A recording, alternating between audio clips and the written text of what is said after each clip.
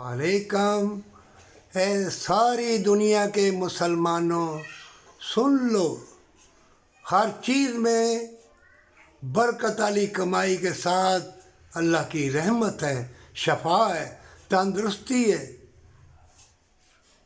और तुम्हारी बीमारियां दूर हो जाएंगी, तकलीफ़ें दूर हो जाएंगी।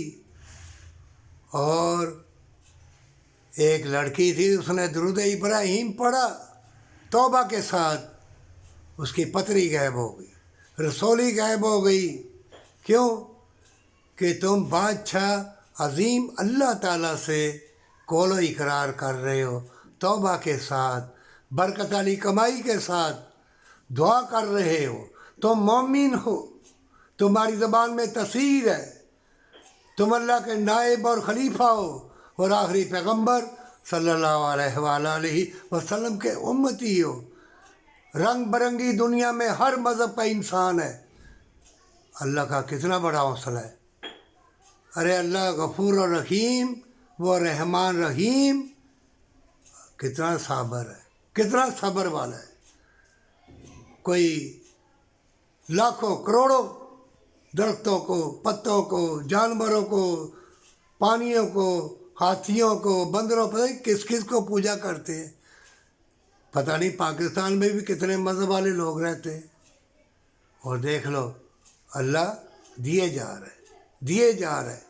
और बीमारियां अस्पताल क्यों बढ़ते हैं?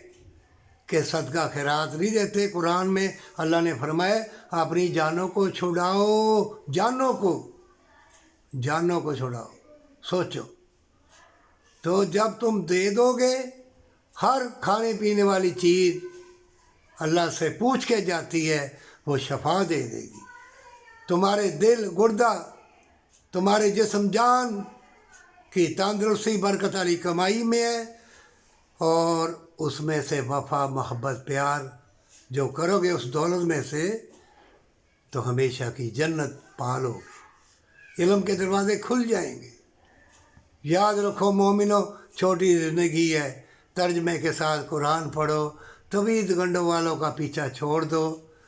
वो हंगाली पंगाली मंगाली, मेरे पास जिन्नात है, बड़े लाखों जिन हैं, कब्ज़े में क्यों है।